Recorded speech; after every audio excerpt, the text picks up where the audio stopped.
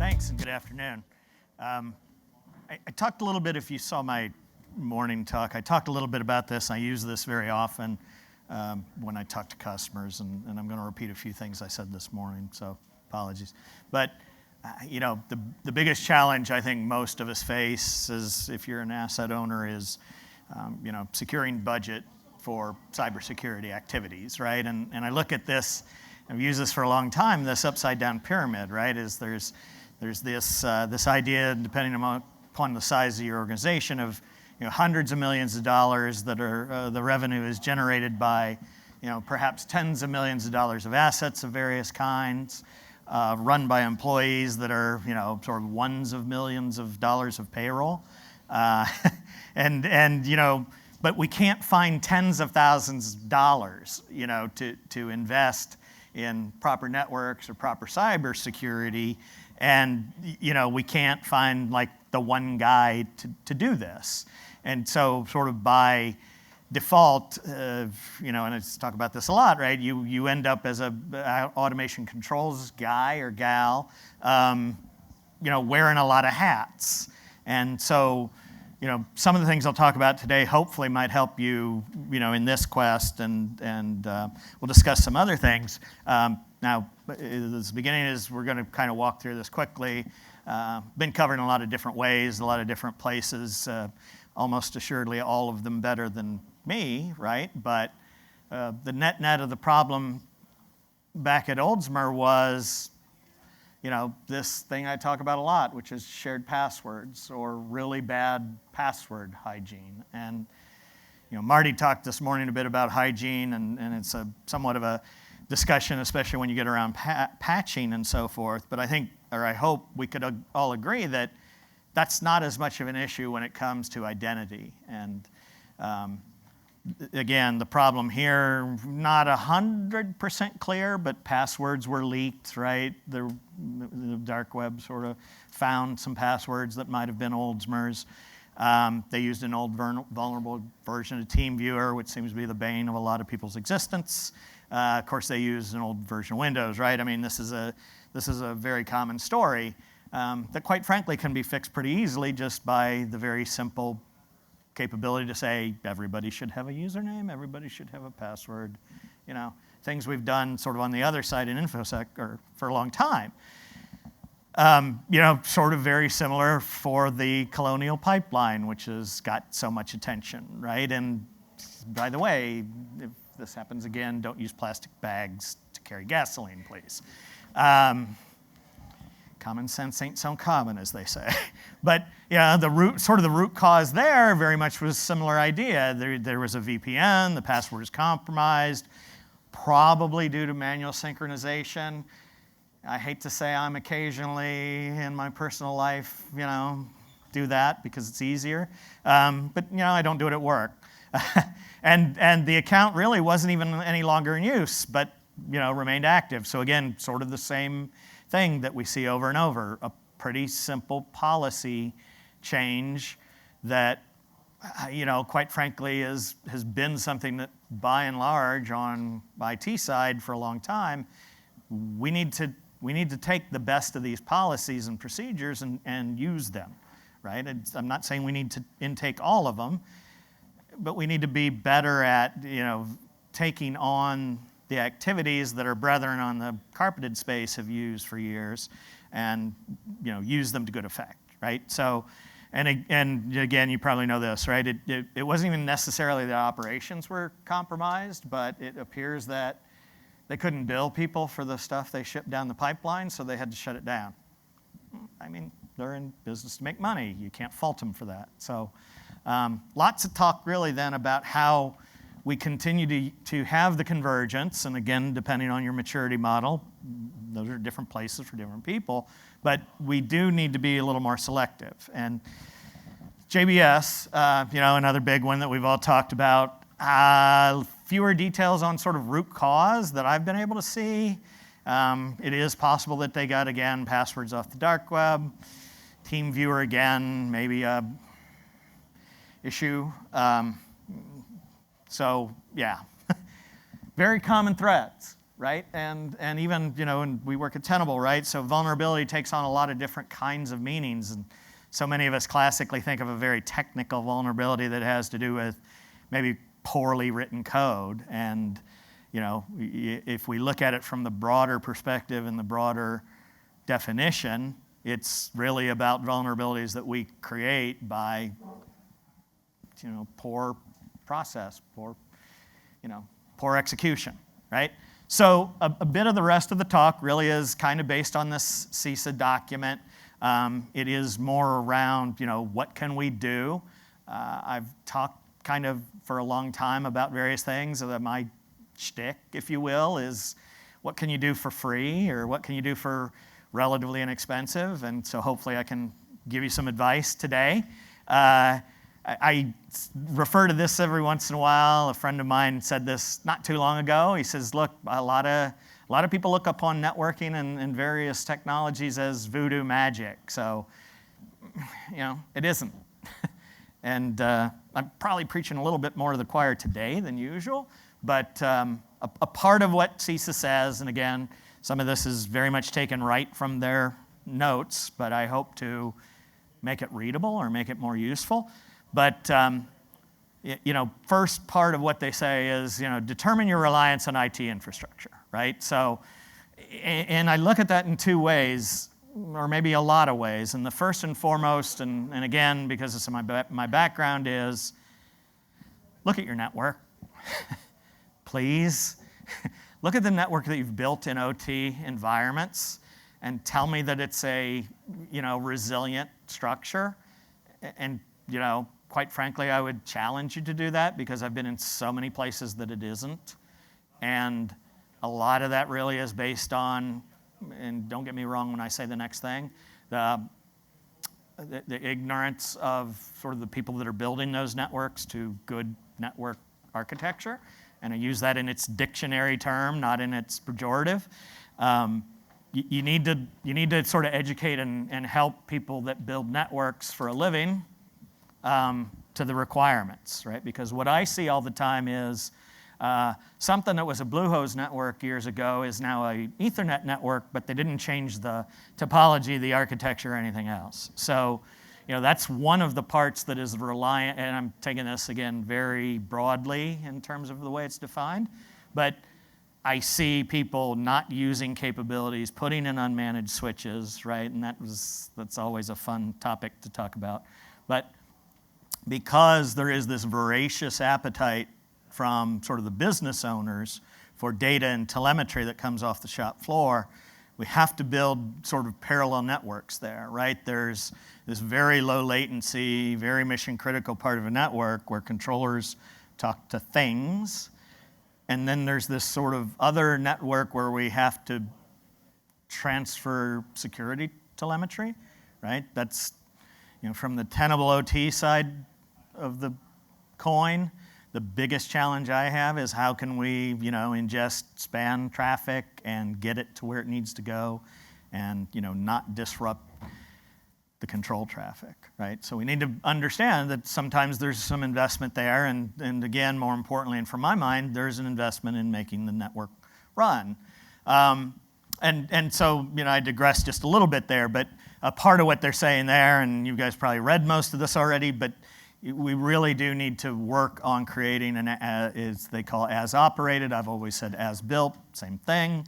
But we really need to understand the physical address, right? And there's things that we can do to help that in terms of mapping out the conversations that happen between controllers and HMIs and all the various things out there, which are increasingly connected via Ethernet. As well as kind of at least spitting out enough information that you can make a physical map, which is probably at least, if not more important. And then how do you operate it? And so again, look at your own operations and see how you do things, but I've certainly walked into many customers that sort of don't understand any longer, what talks to what.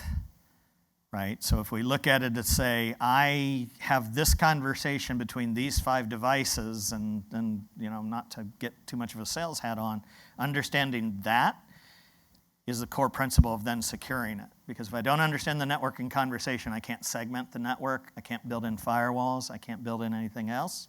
So again, probably maybe over discuss that. So what's the next? What is the real outcome of those rules? It's do an asset inventory, automate it so that it is kept up to date constantly, and understand the dependencies. So those are my sort of real world words around actually a relatively brief CISA document. I have a couple customers here that actually call the capability to disconnect IT and OT networks their drawbridge strategy. And so I like that, right? They actually have sort of a big red button that they can push.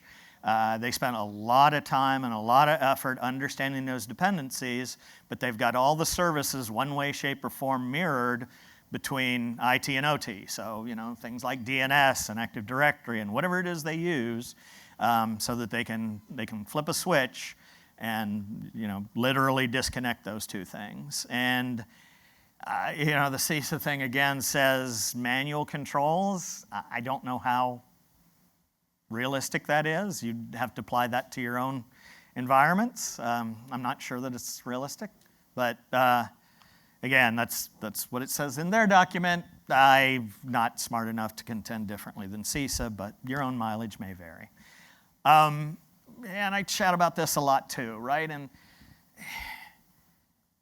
tabletop exercises are extremely important and extremely valuable, and if you haven't done one, I would challenge you to do so.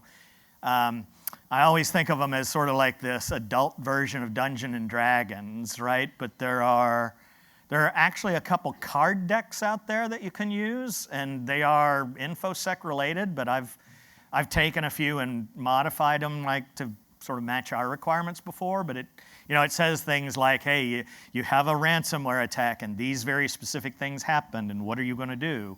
And what results in that is more than a technical side. It helps you understand your organization and how are you mapping your incident response plan into the OT side of the equation. Now, you may have incident response, you may have tabletop exercises. Quite often they are very sort of data center and IT focused, but what you learn, or what most of the ones I've been involved learn, is the people don't really understand chain of command or who is capable of making decisions during these chaotic times. And so, a lot of time is spent over communicating, and there's nothing wrong with that, but a lot of times what I've seen is a lot of arguments arise about sort of who's in charge, right? So, again, they say regularly test manual controls so that critical functions can be kept running.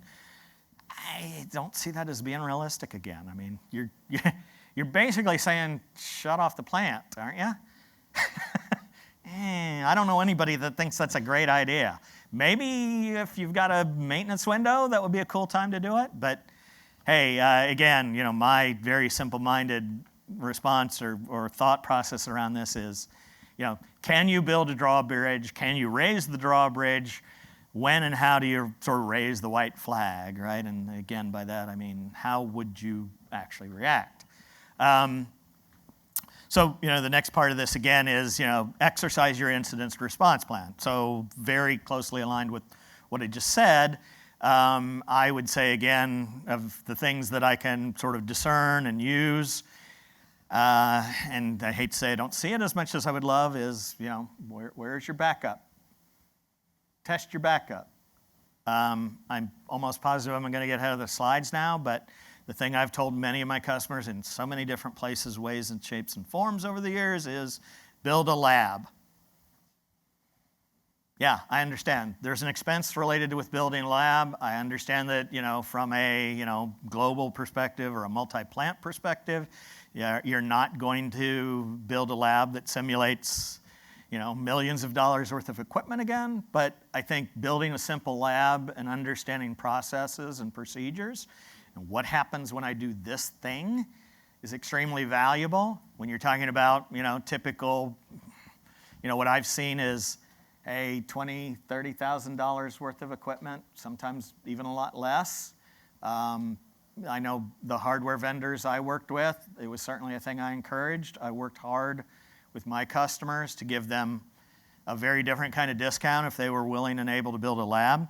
I think that's something that's very doable if you have a good relationship with your hardware vendors, and that's where things like this, I can exercise those stuff. So again, virtualize as I say this all the time, I say it as often as I can in many different ways as I can, and that comes back to, yes, we need to protect, we need to defend, but we also have to have a very clear understanding of when things go very wrong, how do I come back up? And if you're like most people I know, you might have Windows machines that are out of support.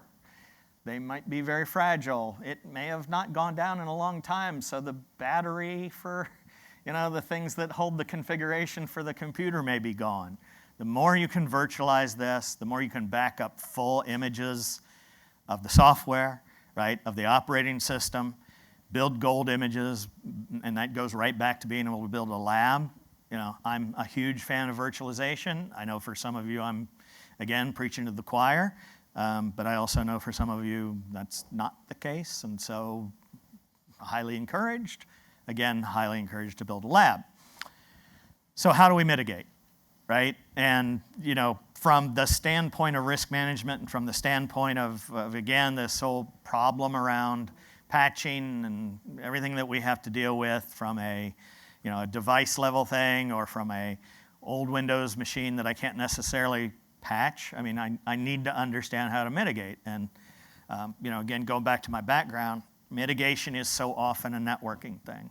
Mitigation is a thing that if you don't understand networking and you're relying on other people, I would certainly make sure that they understand your world, right? So again, a lot of times it's InfoSec, it's a guy running a firewall.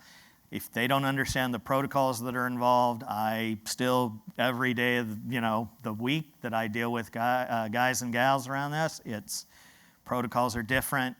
Bandwidth is not the key. Latency is the key. Bandwidth is limited. Understand the effects, right? This is just still education from that standpoint.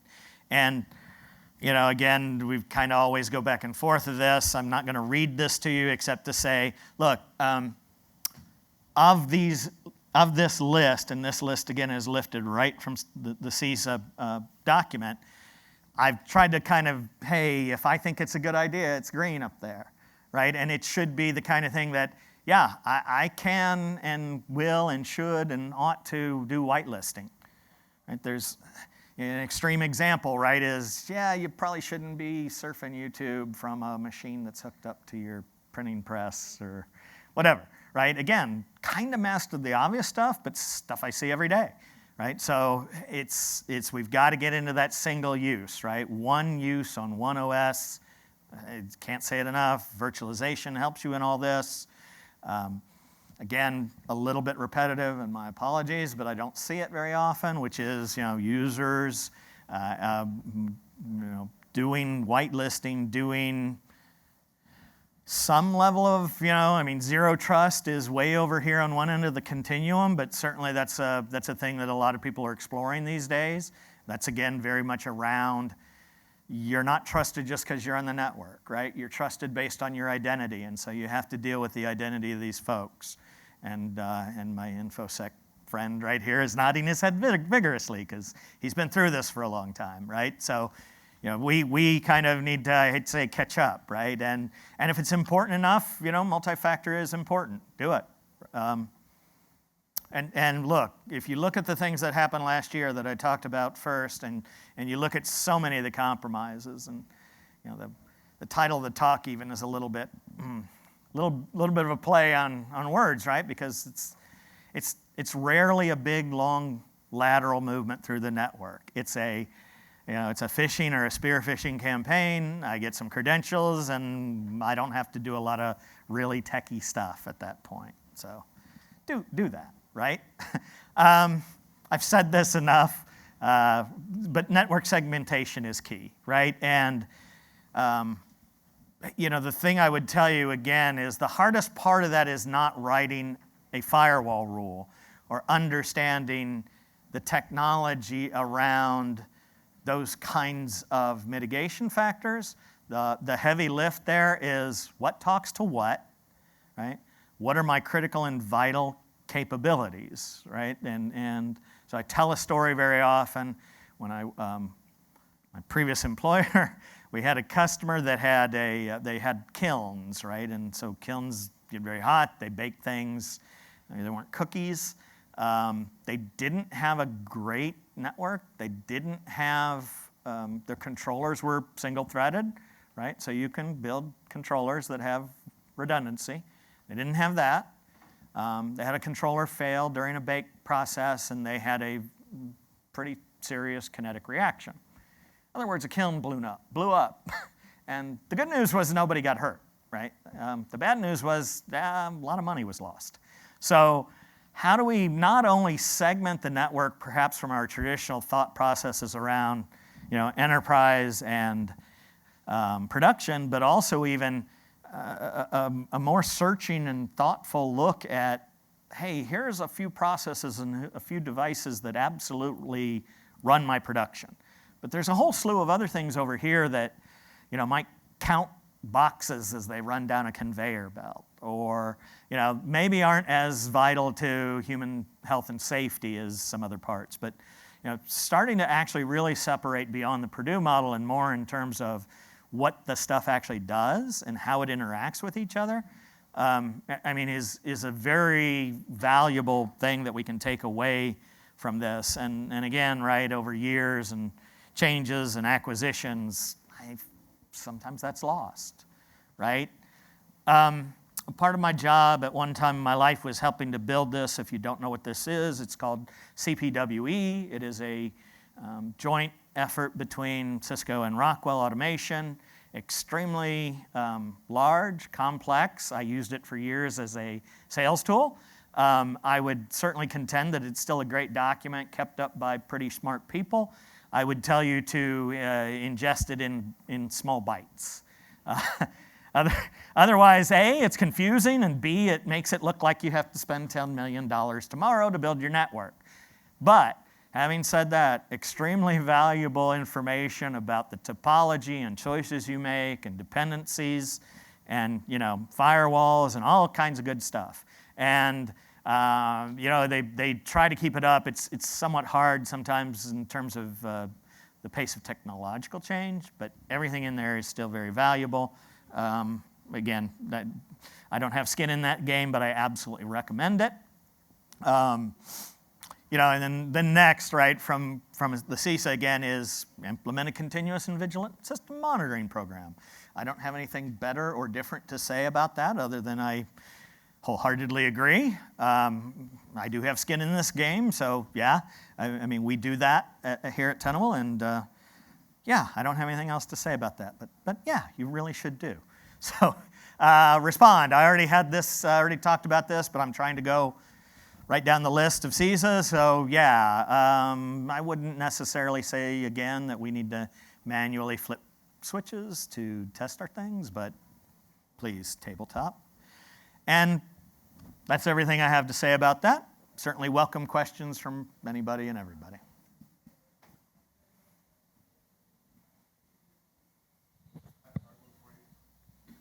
Yes, sir. We're talking about the TSA directive.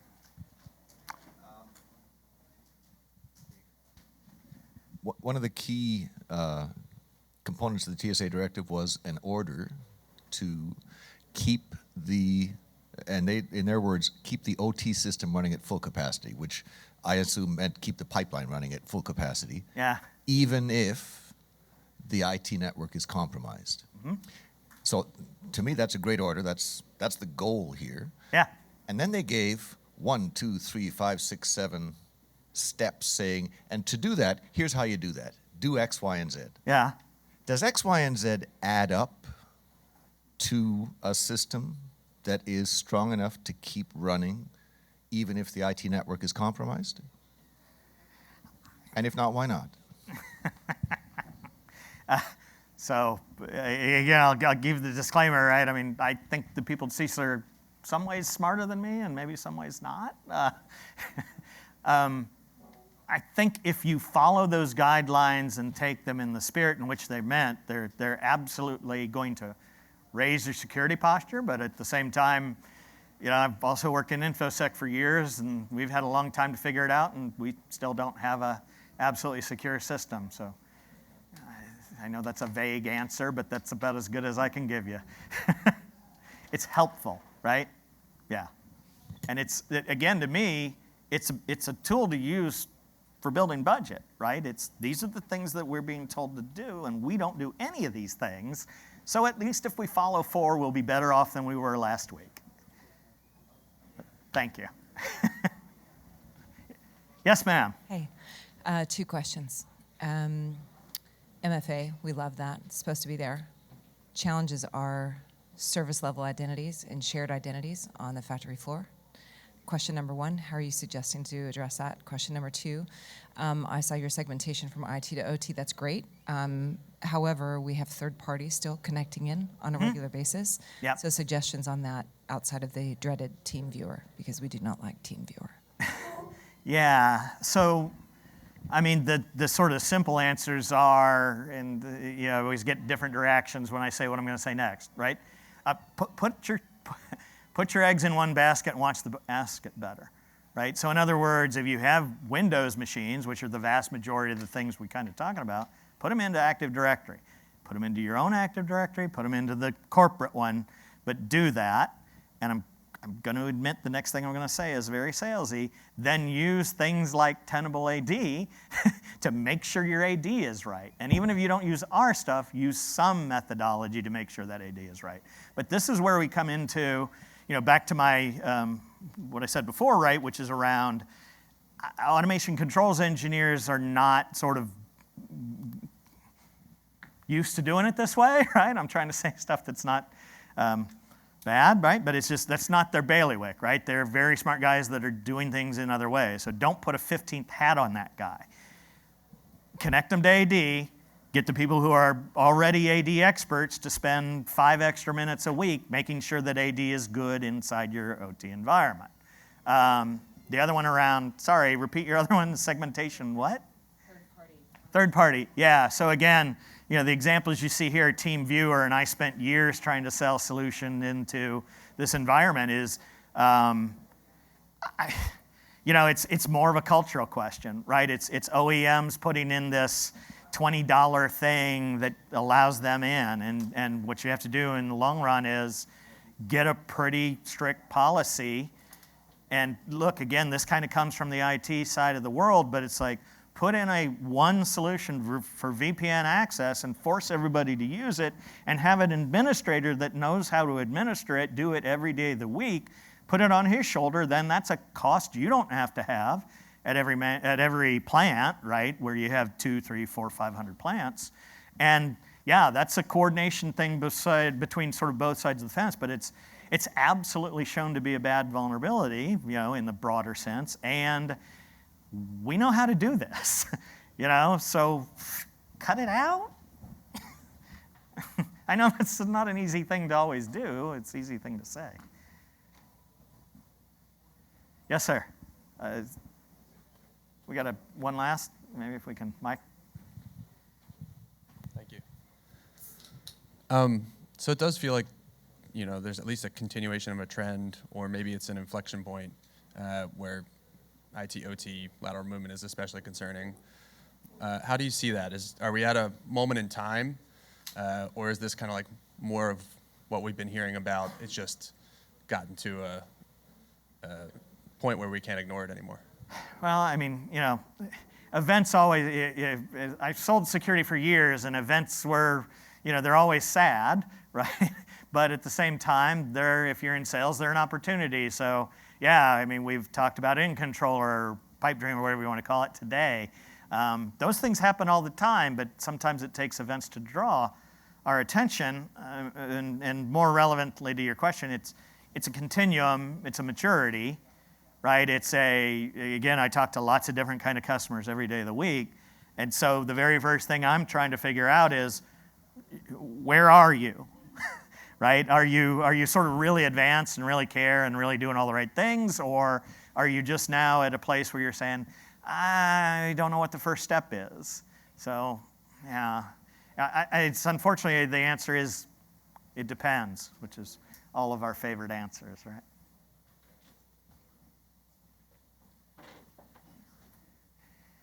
Well, great. I seem to have cleared out the room, so I don't know if that's good or bad, but I appreciate your time this afternoon.